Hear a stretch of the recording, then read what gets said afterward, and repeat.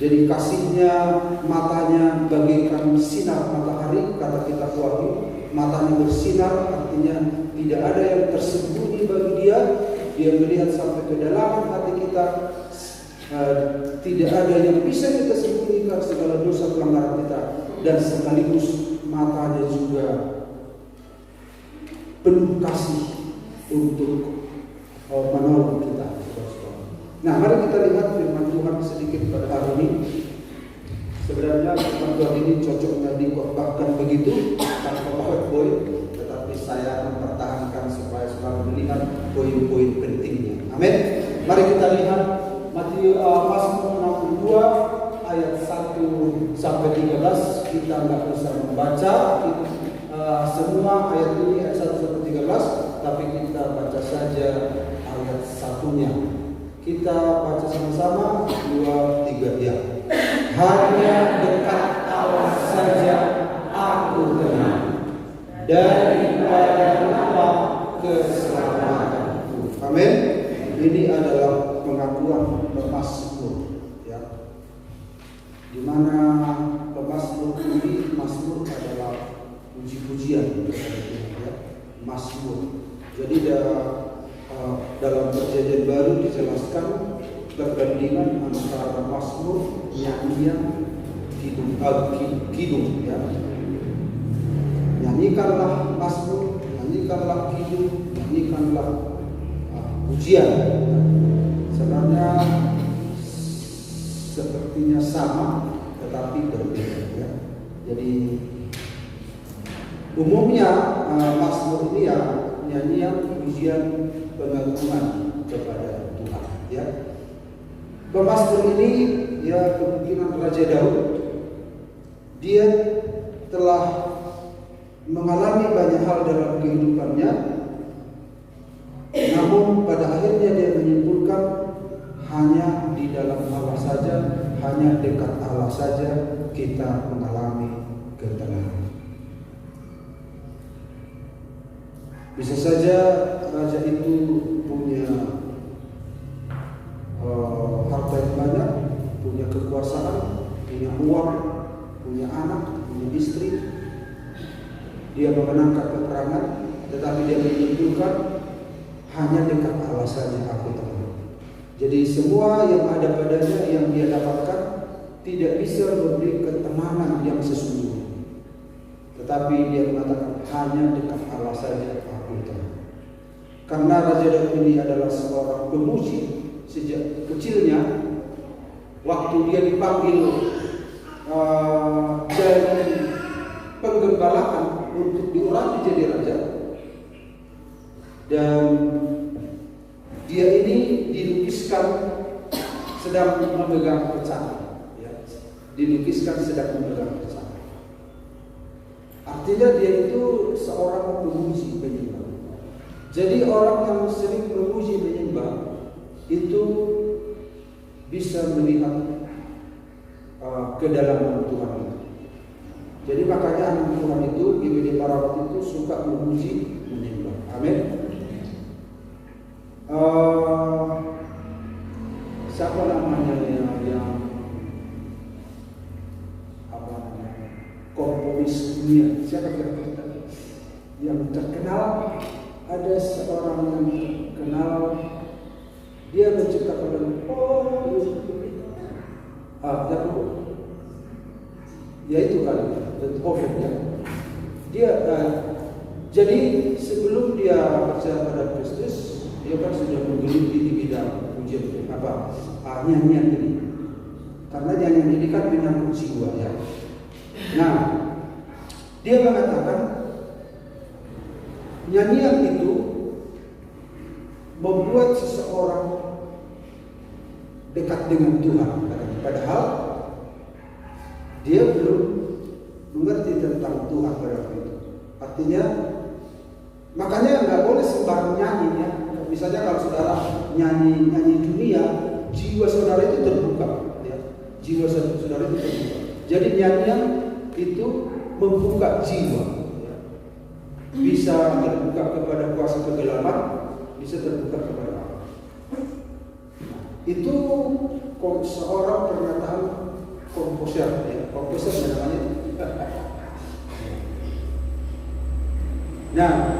Jadi pemazmur ini melakukan begitu ya. Ada satu pekerjaan nanti yang sifatnya kekal di bumi sampai di surga, yaitu memuji dan menyembah. Makanya dalam segala keadaan kita harus belajar memuji, menyembah, bersyukur. Ya, bersyukur. Bahkan ada satu penglihatan dari seorang anak Tuhan, dia dibawa Tuhan ke surga. Ternyata ada tertutup pintu. Lalu anak Tuhan ini bilang, bagaimana bisa membuka pintu itu? Loh, apa kau tidak baca di Alkitab? Untuk memasuki pintu gerbang Tuhan harus dengan pujian. Makanya dikatakan dalam Mazmur, memasuki gerbangnya dengan hati bersyukur, halamannya dengan pujian. Itu kan dalam Mazmur. Apa kau nggak baca dalam kitab Mazmur? Untuk membuka pintu gerbang harus dengan pujian. Dipikir anak Tuhan ini itu hanya seperti sebuah kata-kata apa namanya, puisi atau kata-kata sanjak begitu untuk menulis sebuah apa namanya, kalimat-kalimat. Itu bukan kiasan-kiasan, ternyata itu betul-betul. Nah, makanya kau memuji Tuhan dulu. Sementara dia bersyukur memuji Tuhan, pintunya terbuka. Itu di alam roh, Bapak Ibu. Nah, kemudian anak Tuhan yang lain lagi punya cerita juga, punya pengalaman spiritual juga. Nah, dia dibawa Tuhan ke surga, lalu dia lihat apa, rumput-rumput. Dia dengar, dari mana suara ini? Oh, dia dengar rumput-rumput, pohon-pohon bernyanyi memuji Tuhan. Oh, pantas. Dan pohon-pohon pun bertepuk tangan memuji. Ternyata betul. Jadi pewahyuan diberikan kepada pemazmur itu suasana surga yang dia tuliskan, ya. Nah, kenapa bisa dia menuliskan suasana surga itu? Karena dia memuji menyembah. Karena hanya memuji dan menyembah yang membuka alam ini. Makanya anak Tuhan jangan suka bersungut-sungut. Amin. Bersyukur, memuji menyembah. Ya. Nah, inilah yang dikatakan pemazmur, hanya dekat Allah saja aku tenang, daripadanya keselamatan. Nah, kita bicara tentang ketenangan, ya, tenang. Ya. Tidak kebetulan saya percaya Roh Kudus telah memimpin Juli tadi mengangkat ujian tentang tenang, ya. Karena firman Tuhan juga akan bicara tentang, ya. Jadi ibadah itu kalau kita pergumulkan, kita perjuangkan, saya juga memang nggak usah diceritakan karena ini sebuah kewajiban pemberita Injil, ya. Kadang sampai pagi gitu menyediakan ini saja, ya. Nah, WL juga berdoa, berita firman, apalagi pemain musik juga perlu berdoa supaya sinkron semua pelayan itu ada dalam suasana suasana surgawi. Pasti pesan itu sama, ya, pesan itu sama. Nah, apa artinya kata tenang, ya?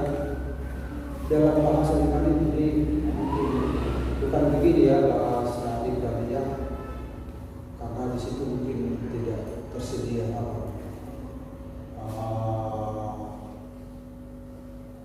font Ibrani, jadi begini, ya, jadi berbeda. Nah, artinya adalah tenang itu artinya istirahat, diam, aman, istirahat. Jadi manusia sekarang ini walaupun tidak ada kerjanya, tetapi sedang gelisah, dia sedang bekerja. Istirahat itu kan ada dalam, mengapa orang bisa tidur? Yang tidur sebenarnya bukan matanya, tapi pikiran tenang.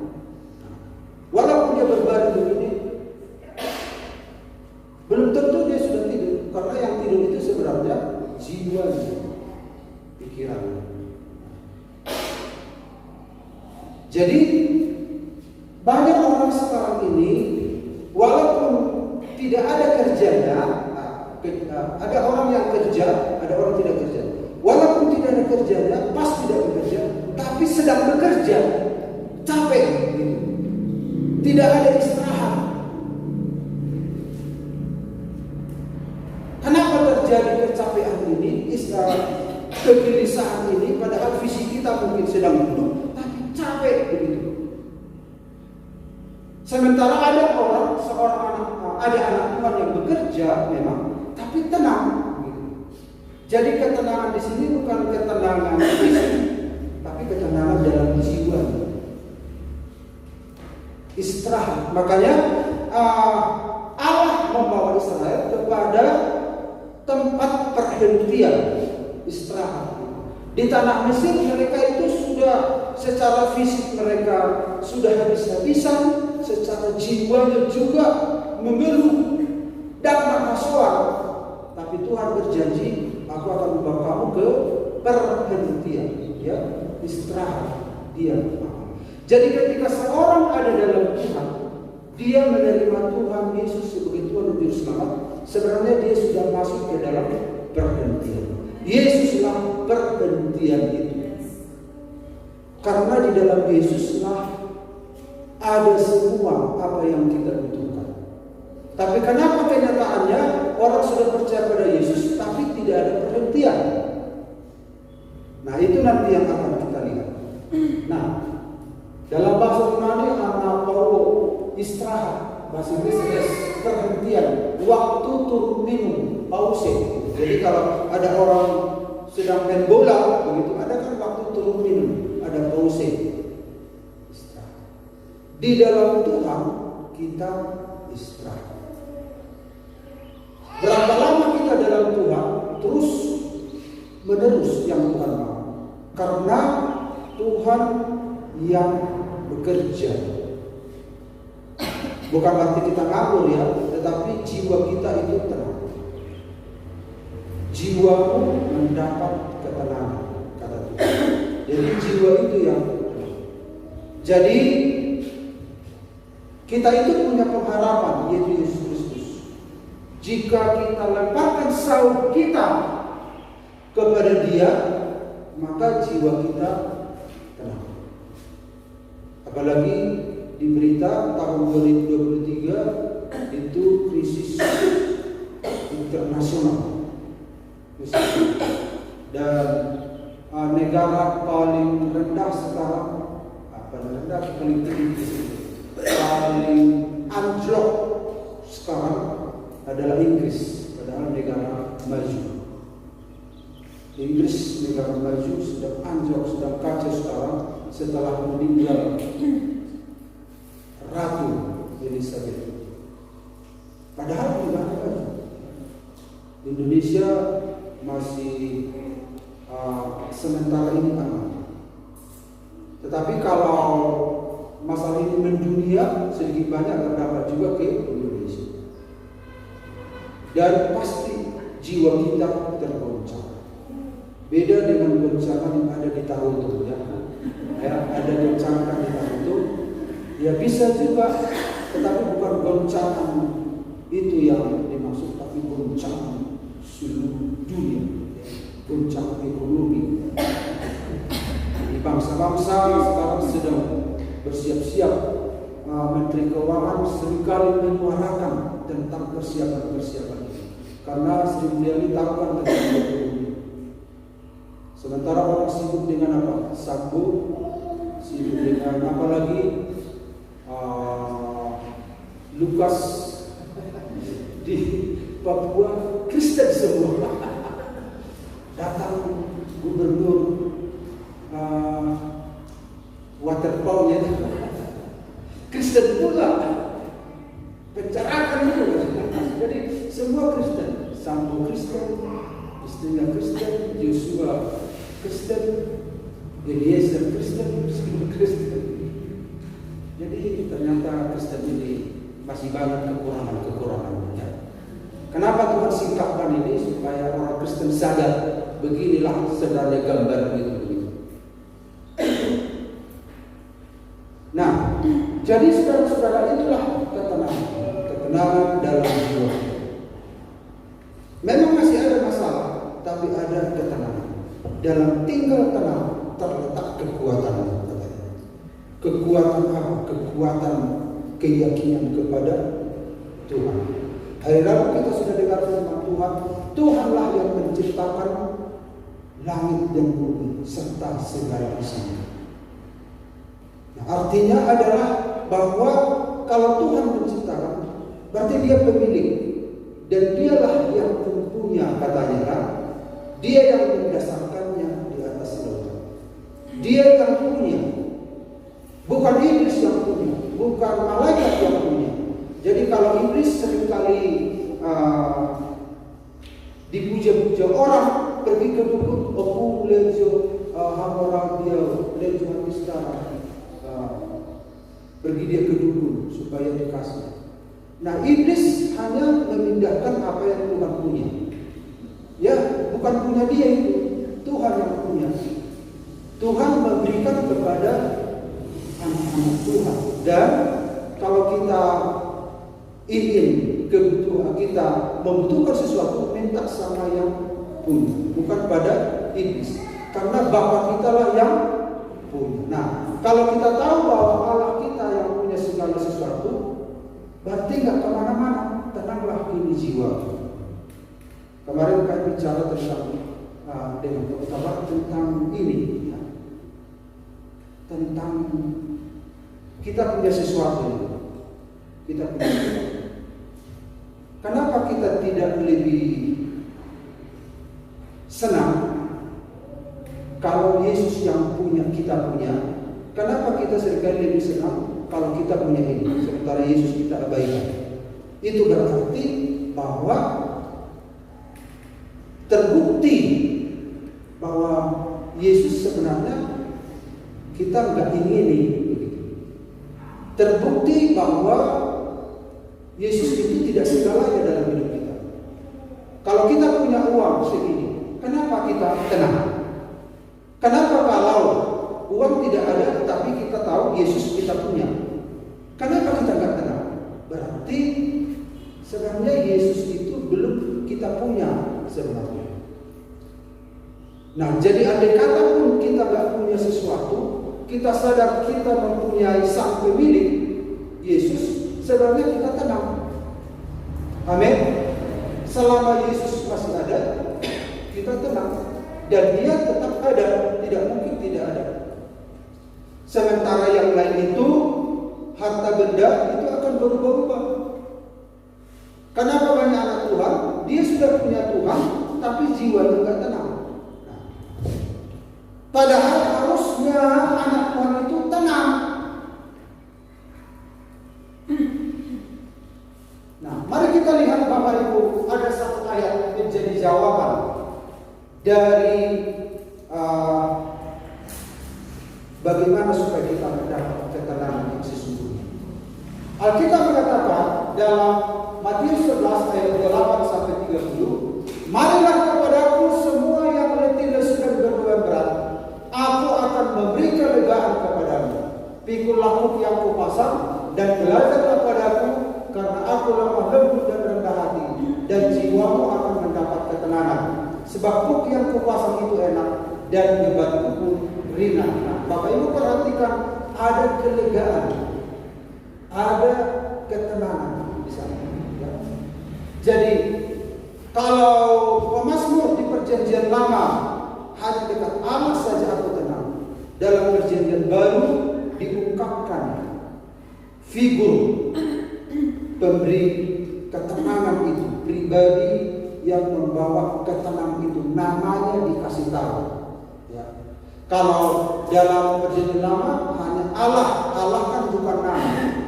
Tapi dalam perjanjian baru, Yehova, Yahweh, Yehosua, Yesus. Ya, jadi kalau perjanjian lama Yahweh, dalam perjanjian baru Yehosua atau Yesus. Dialah pemilik pemberi ketenangan itu. Nah, namun ada syarat yang dia minta, ada langkah, ada tahapan, ya, ada tahapan untuk mendapatkan ketenangan itu. Mari kita lihat Bapak Ibu, bahasa Batak. Siapa tahu ada teman-teman kita kurang hulku bahasa Indonesia, asa hulku bahasa Batak inna, bahasa Batak. Roma hamu tuau hamu angka naloze jalan asorat. Asa bupasoran hamu jakton hamu ma augaku marguru mahamu tuau ayana lapok tuau jalan aserek marroha. Asa dakotan hasunangan tobinguna ayana pokdo augaku jalan yang berdorot upaposakto. Amin. Hulkudo lagi tidak terlalu apa ya bahasa Batak. Baik, kita lewatkan kalau begitu. Nah, mari kita lihat Bapak Ibu lihat di sini ya. Ada yang bisa lihat di belakang ini? Ya, jejak kaki. Mari saya bisa lihat. Nah, maksudnya adalah ada 3 langkah menemukan ketenangan. Ya, 3 ya. Tap. 3 langkah menemukan ketenangan. 3 langkah untuk memiliki ketenangan. Anak-anak Tuhan yang sedang gelisah hari ini, perhatikan ini baik-baik. Yang tidak bisa tidur, perhatikan ini baik-baik. Ya. Apapun keadaan kita, ya. Memang kita bermasalahnya semua. Jadi jangan katakan godok masalah, semua bermasalah. Apakah itu masalah datang ketika kita lahir, apakah itu masalah kita buat sendiri, ataukah itu masalah kita pinjam uang tapi nggak mampu membayar. Semua itu masalah Tuhan bisa memberi ketenangan. Amin. Bukan membuat saudara cuek sama orang, bukan. Tapi saudara akan melihat nanti di dalam Tuhan ternyata semua terkontrol, terkendali. Karena di dalam iman saudara itu bertumbuh besar. Ya. Saudara akan melihat dari sudut pandang Tuhan kalau saudara ada dalam Tuhan. Tuhan pasti tolong. Makanya di gembala saya sering kali gini melihat besarkan imannya orang ini. Pasti ada itu. Gimana begini? Pasti ada itu. Kalau saya kan bilang bikin perhitungan pengeluaran berapa, pemasukan berapa. Dia cobalah pernah pemasukan sekian, pengeluaran sekian. Besar kali pengeluaran. Apa pakai catatan biar Tuhan pasti tolong. Bukan berarti catatan dan kemudian, tapi ini tentang keberanian di dalam Tuhan. Ya. Di situ ada iman, bukan sebuah apa namanya. Atau ada kemalasan mencatat atau bagaimana kita nggak tahu. Tapi yang jelas selalu Tuhan tolong, gitu ya. Perlu juga ada keberanian, ada ketenangan dalam Tuhan. Makanya saling apa ya sesama anak Tuhan, kalau suami istri boleh juga saling mendukung, sesama anak Tuhan juga saling menguatkan. Nah, 3 langkah menemukan ketenangan. Langkah yang pertama kita lihat, marilah kepadaku. Nah, marilah kepadaku. Langkah yang pertama itu adalah kita datang pada Yesus. Ya, datanglah pada Yesus. Dia yang mengundang. Ya. Jadi Yesus itu tidak berkata tidak punya seleksi untuk mengizinkan orang datang. Biasanya kan gereja-gereja yang sempit cara berpikir kan menyeleksi. Jangan, nggak boleh datang ke gereja kami sebelum kau bertobat. Bisa nggak bertobat di luar sana? Tuhan bilang datang semua, entah apapun itu keadaannya, karena di luar sana nggak ada jawaban. Di dalam Tuhan ada jawaban. Dan kalau kita memberi syarat kepada orang, boleh datang ke gereja kami, tapi lepaskan dulu di luar. 1, 2, 3. Siapa yang bisa datang? Karena memang semua manusia tidak bisa melepaskan diri dari dosa kalau tidak dekat dengan Tuhan. Kan kita sudah pernah mendengarkan ilustrasi. Ini api, ini kita. Kalau kita jauh dari api, kita nggak rasakan hangatnya. Makin dekat, makin terasa. Makin dekat, makin terasa. Makin dekat, wah. Artinya semakin kita dekat dengan Tuhan, pengaruhnya Tuhan itu mengubah hidup kita. Kalau kita jauh dari Tuhan, gak mungkin kita bisa berubah. Ini seringkali akhirnya gereja itu menjadi agamawi, memberikan syarat datang kepada Tuhan. Tidak ada seleksi di sana, semua datang. Lalu Tuhan memberikan solusi jalan keluar. Akhirnya orang itu bisa lepas. Jadi seringkali anak Tuhan, saya jadi yakin. Perdita, bahasa diberkati ho sohoni. Api gereja dilekan, so diberkati lah sohoni. Jadi omongannya yang harus saya turuti. Saya tidak dipersilakan mengambil kebijaksanaan. Karena saya melihatkan dari sisi mahalnya jiwa, tapi dia melihat dari sisi agamawinya, aturannya. Ahli Taurat orang Farisi begitu, tapi Yesus menyadari tidak ada yang bisa di luar aku, katanya. Yesus yang memberikan solusi bagi setiap orang. Akhirnya kita jatuh ke Yesus Mesias. Kadang-kala kita ingin bandel apa segala macam. Kalau saya baca kitab Yeremia, Bapak Ibu saya dengarkan, apalagi Alkitab, suara itu kan membacakannya seperti sebuah drama, mengusahakan sebisa mungkin cocok dengan kondisi dirinya. Menangis terus kita perhatikan bagaimana orang Israel melawan Tuhan. Begitu banyak pasalnya itu. Dia mewakili Tuhan merata tentang Israel. Tapi Tuhan mengasihi, Tuhan menerima mereka.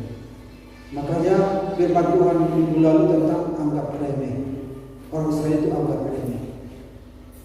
Tapi jawaban hanya di dalam Tuhan. Amin. Tuhan berkata, marilah kepadaku. Marilah kepadaku, katanya, yang letih lesu. Nah, letih lesu ini adalah ada banyak persoalan yang dihadapi oleh manusia.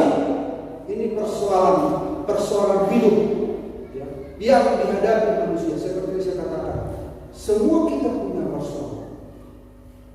Tidak ada yang tidak punya persoalan. Di mana jawabannya? Mari datang kepada kata Tuhan.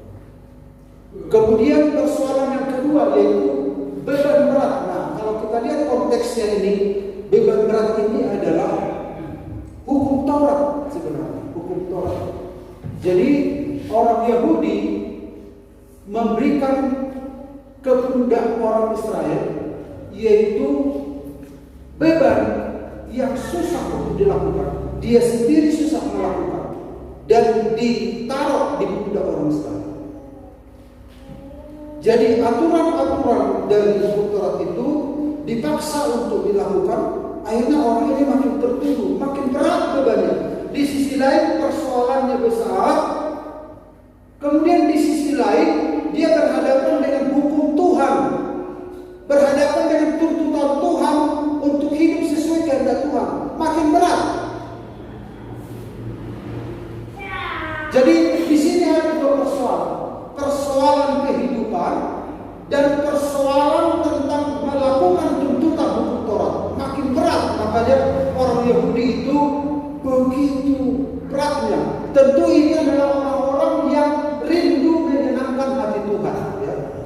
Mereka ini rindu menyenangkan hati Tuhan, berkenan di hadapan Yahweh. Di satu sisi ada masalah kehidupan, di sisi lain ada tuntutan yang berat untuk dipenuhi. Di tengah-tengah masalah ini, demikian juga kita seringkali diperhadapkan seperti ini.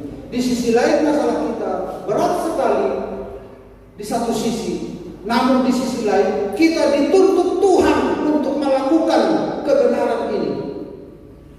Begitu susah, wah menumpuklah, selesailah, genaplah penderitaan kita. Namun Yesus berkata, saudara-saudara. Nah, jadi di satu sisi tadi kita lihat masalah persoalan hidup begitu berat, kemudian ada beban berat lagi tentang tuntutan hukum Taurat. Kita lihat diri kita berdosa di hadapan Allah, kita ditolak, kemudian masalah kehidupan begitu berat, udah komplitlah masalah manusia. Itu beban berat. Kita anak Tuhan seringkali mengalami, bagaimana aku Tuhan melakukan apa yang Kau mau dalam masalah seperti ini. Itu dua hal yang harus kita hadapi bersamaan. Menghadapi masalah yang susah ini dan tuntutan untuk hidup dalam kebenaran. Tetapi Yesus berkata, tetap aku solusi. Yesus berkata, Yesuslah yang menggenapi hukum Taurat. Kamu yang punya masalah kehidupan, bersamaan juga bisa kamu hidup sesuai kehendak Tuhan. Jadi masalah kehidupan tidak menjadi alasan bagi kita untuk melanggar firman Tuhan. Nah, jadi engkau harus berkaca kepada kata Tuhan. Memang dosamu ada, karena memang semua orang telah berbuat dosa dan masalah persoalan itu menimpa semua umat manusia. Tetapi jawabannya adalah engkau harus tetap datang pada akulah jawaban. Amin. Datanglah pada Yesus. Tidak ada jalan lain. Tidak ada jalan lain. Masalah ekonomi kita, masalah kesehatan kita, masalah apapun, hanya Yesus jalan satu-satunya. Jadi satu waktu saya masih ingat, waktu saya suruh Yohana pimpin pujian, dia masih menganggur ya.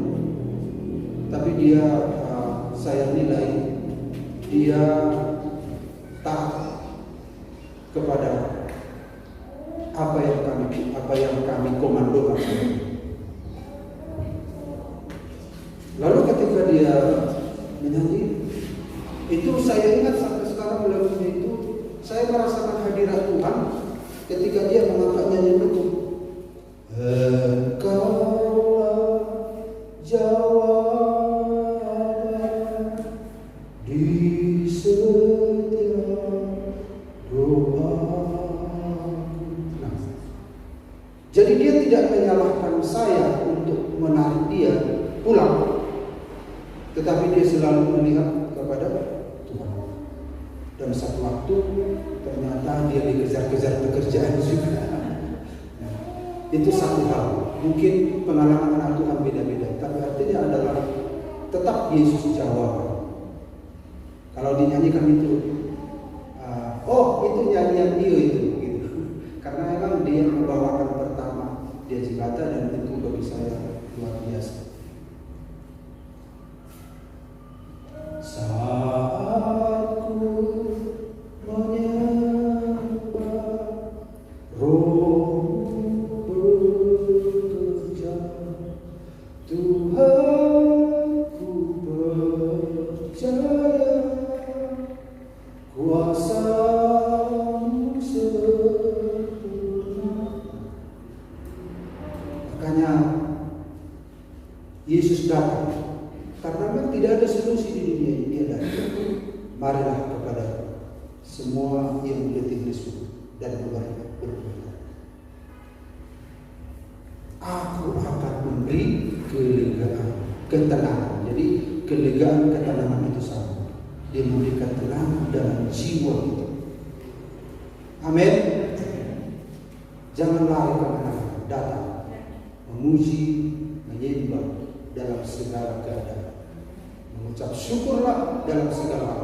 Karena itulah yang dikehendaki Allah dalam Kristus Yesus. Kita sedang melakukan apa yang Tuhan mau ketika kita mengucap. Jangan bersungguh-sungguh dengan kondisi saudara, dengan rumah tangga saudara, dengan ekonomi saudara. Lihatlah, Dia yang mengendalikan segala sesuatu. Dia adalah Bapa kita. Kita adalah anaknya. Kita punya hak kesungguhan. Amin. Kita punya hak kesungguhan. Karena Yesus yang telah mulai, maka kita mendapat bagian dari apa yang Dia mulai.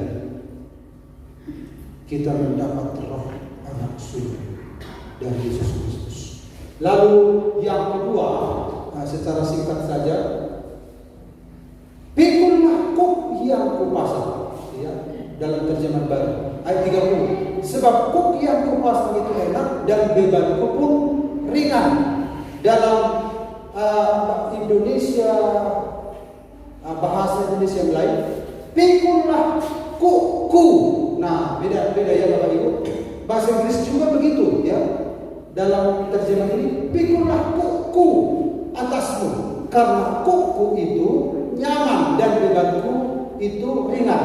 Terjemahan ini ILT, pikullah kuku, karena kuku itu halus dan bebanku itu ringan. Jadi yang kedua adalah pikullah kuknya Yesus. Jadi dalam ayat ini dikatakan Yesus itu punya kuk.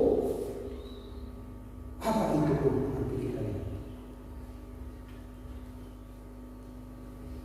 Nah, kuk itu Bapak Ibu, ini ya. Jadi saya sudah jelaskan beberapa minggu yang lalu. Biasanya kalau dipasangkan begini, ada satu lembu yang senior, yang tua, ada lembu yang muda. Jadi dipasangkan satu kuk. Jadi kuk itu adalah takluknya seorang pribadi kepada orang lain. Jadi yang muda ini harus takluk ke situ. Karena ini sudah punya pengalaman.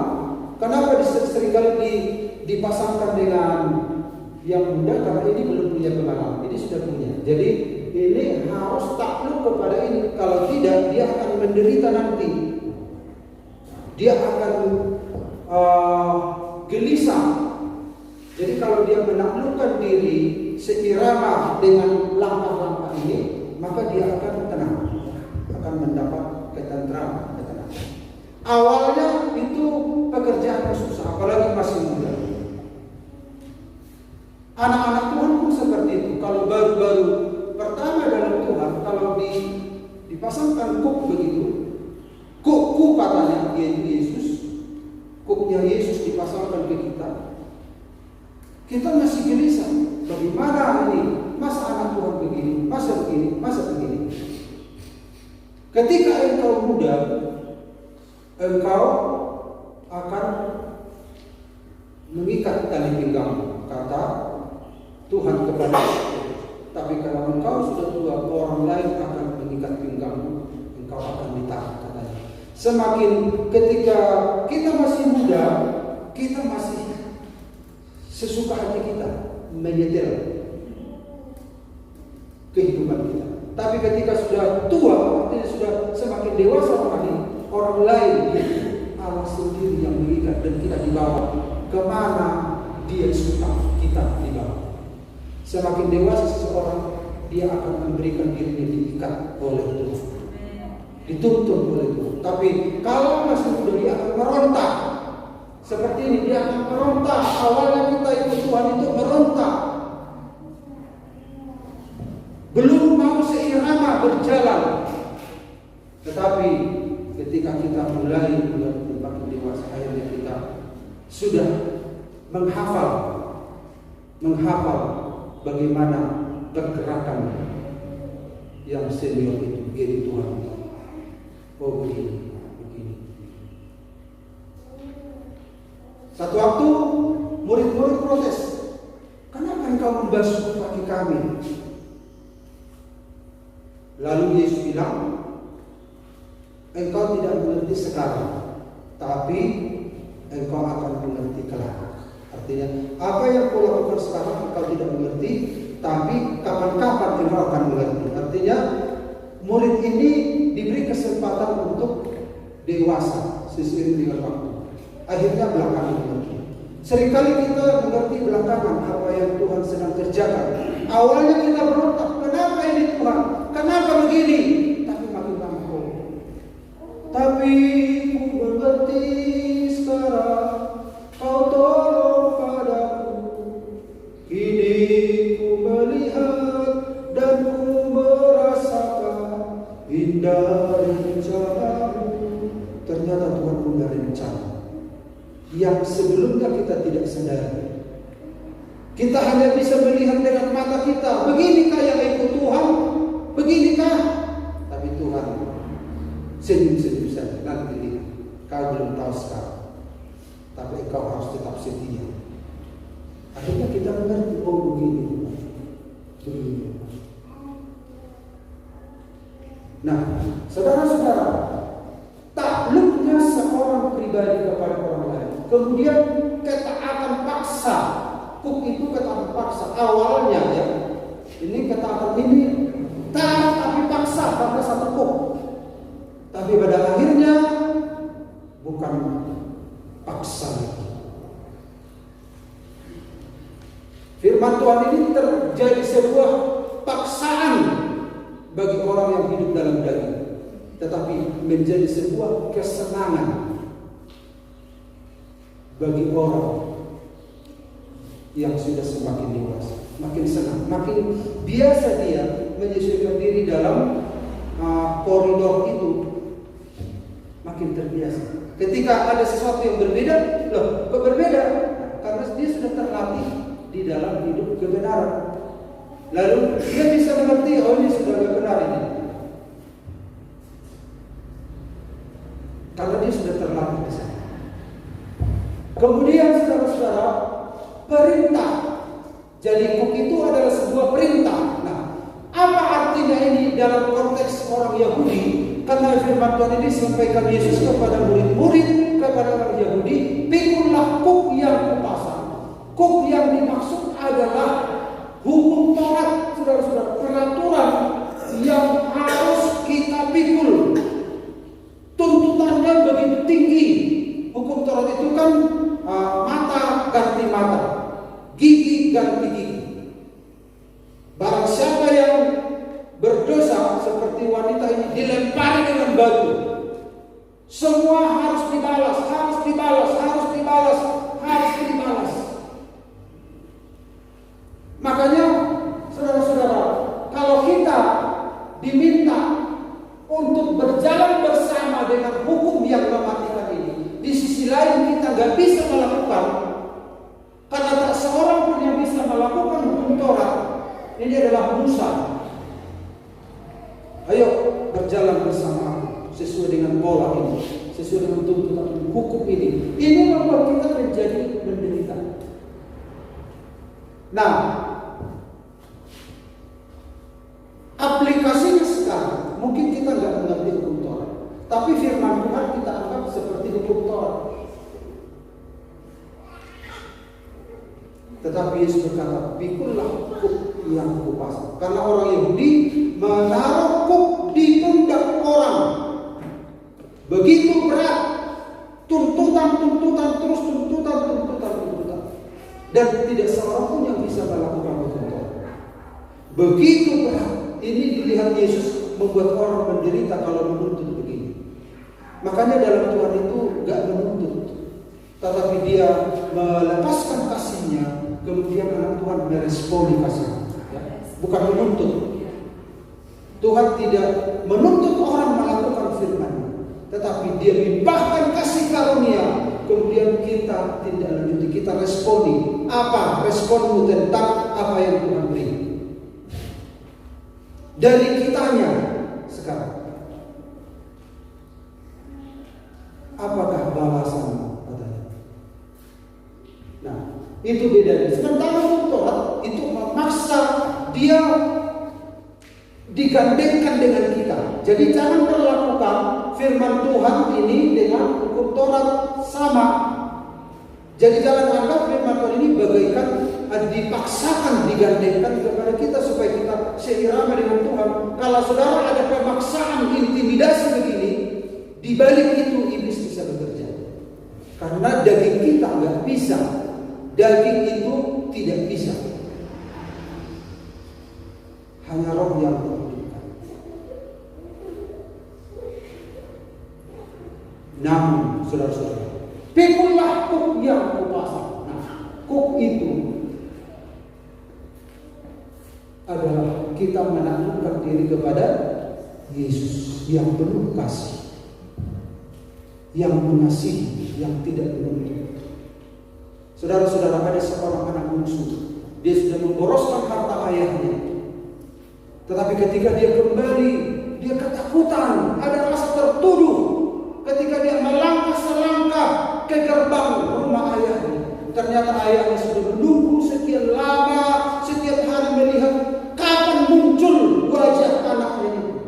Anaknya itu sudah rusak wajahnya, sudah gondrong, sudah kotor. Karena makanannya makanan babi, ya dalam Alkitab ditulis. Sudah enggak bisa dikenal lagi. Tapi seorang ayah mengenal anak itu dari jauh. Lalu ayahnya mengejar. Ayahnya tidak berkata, kau boleh datang kalau kau lunaskan dulu. Enggak.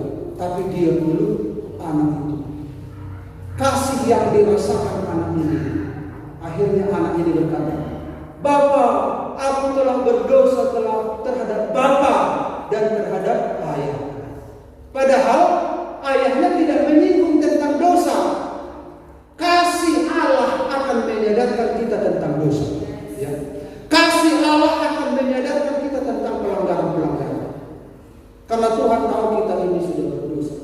Tuhan tidak perlu bilang, berdosa kau tidak. Kasihnya terus mengalir kepada kita. Dia pelihara kita.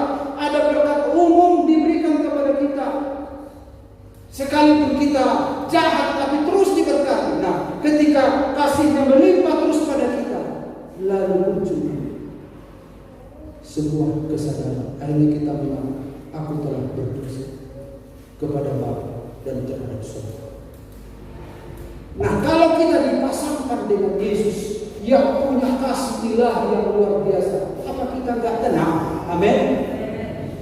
Apa nggak tenang? Luar biasa. Baik Tuhan, dia bisa menyucikan dosa, dia mengampuni, dia memberi damai, dia memelihara, dia Alfa dan Omega. Di dalam kasih karunia-Nya kita bertumbuh. Kita bukan dituntut, tetapi pengenalan itulah yang menumbuhkan kita. Pengenalan akan Allah itulah yang membuat kita terangsang untuk bertumbuh. Wah, luar biasa. Akhirnya kita semakin kenal. Pengenalan itulah yang membuat kita semakin dewasa. Ini kalau figur seperti ini ditemani, apa enggak tenang? Amin. Amin. Makanya nyanyian tadi tenang. Karena kita melihat siapa yang satu kuk dengan kita. Kebenarannya merembes kepada kita, bukannya dosa kita mengalir ke sini, nggak bisa. Yesus itu kemana dia pergi? Biasanya kan kalau dokter kan, atau kita yang sehat, kita datang ke orang sakit, kita pakai masker kan, kita pakai segala macam. Apalagi zaman dulu ada orang kusta, ada segala macam. Dijauhi. Kalau Yesus apa? Didekati. Karena penyakit gak akan masuk kepada Yesus. Dia punya kuasa. Dosa pun tidak akan masuk kepada Yesus. Yesus datang ke tengah-tengah orang berdosa. Sementara orang Farisi menjauhi. Yesus tidak dicemari oleh dosa. Malah kebenarannya itu mempengaruhi orang berdosa. Kebenarannya merembes kepada kita. Kekurangan kita gak pernah merembes ke Yesus. Justru kekuatannya, kesuciannya, kebenarannya mengalir kepada kita. Haleluya. Makanya kita mengatakan, saudara-saudara, karena kuku dan beban ringan. Dan firman Tuhan itu bukan menjadi sebuah beban. Ringan, nyaman, aman, tenang. Oh haleluya. Dan kita mengatakan, di mana ada kebenaran, di situ akan tumbuh damai sejahtera, dan akibat kebenaran ialah ketenangan dan ketentraman untuk selama-lamanya, karena kita sudah satu kuk dengan kebenaran. Kebenarannya itu menular kepada kita. Luar biasa, itulah kasih karunia Tuhan. Makanya pencipta lagu zaman dulu itu gak sembarang. Mereka melihat figur Yesus ini, tenang lagi, karena dia melihat jauh lebih dalam lagi tentang siapa Yesus itu. Dia adalah hakim yang adil. Jika Allah di pihak kita, siapakah lawan kita? Siapa yang menghukum kita? Yesus justru jadi pembela bagi kita, katanya. Jadi yang bisa menghukum dosa adalah Yesus. Alkitab mengatakan, Paulus mengatakan, justru menjadi pembela bagi kita. Tetapi nanti dia akan datang menjadi hakim. Tetapi kita adalah anak-anak. Kita adalah anak-anak. Karena itu sudah bertumbuh dalam kasih karunia. Kemurahan Tuhan adalah kesempatan bagi kita untuk bertobat. Dia nyatakan semua kemurahannya, kasihnya melimpah. Itu berarti kesempatan untuk bertumbuh, kesempatan untuk bertobat. Jangan anggap remeh. Kita sedang digandengkan dengan putranya Yesus Kristus. Dan yang terakhir, ya, belajarlah padaku karena aku lemah lembut dan rendah hati, dan jiwamu akan mendapat ketenangan. Yang terakhir, belajarlah pada Yesus. Kenapa Yesus bisa begitu ya? Perlu kita belajar. Perlu kita belajar. Dia bisa tenang di tengah danau gelombang yang menggelung luar biasa. Dia bisa tenang menghadapi segala. Ketika dia dituduh orang yang dirasuk setan, bayangkan Yesus dituduh orang dirasuk setan. Bisa saja Yesus tek gitu. Kenapa dia bisa tenang? Kenapa dia bisa menghadapi segala? Makanya Paulus sudah menemukan itu. Paulus berkata, segala perkara dapat kutanggung di dalam Dia. Kenapa dia bisa menanggung? Karena dia sudah mengenal Yesus benar-benar. Nah, belajar.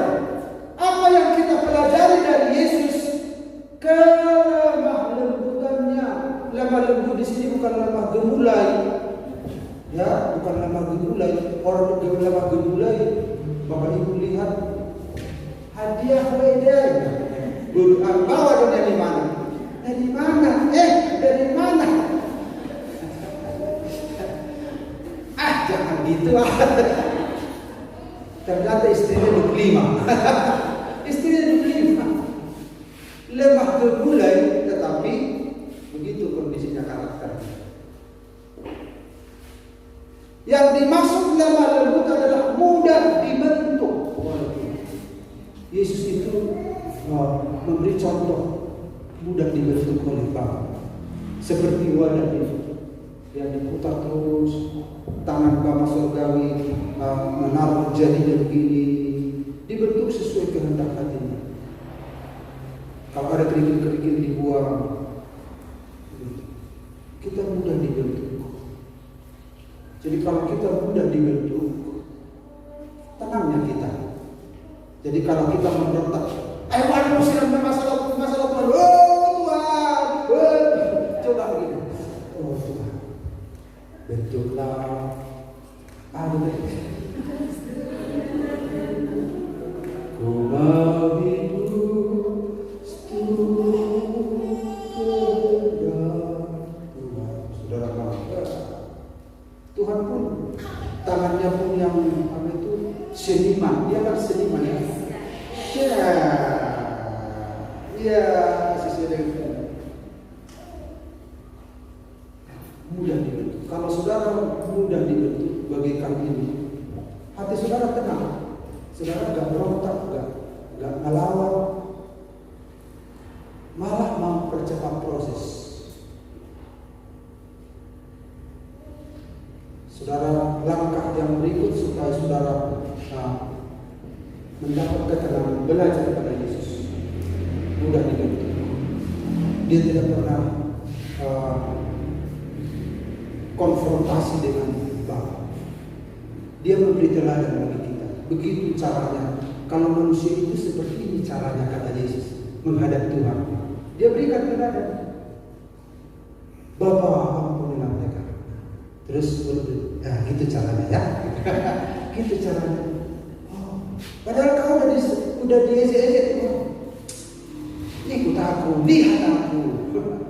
Bapa, ampunilah mereka. Udah kau lihat? Oh gitu. Ampunilah kami seperti kami mengampuni orang bersalah kepada kami. Cukupkanlah makanan kami sekarang. Begitu caranya minta sama Tuhan. Cukupkan.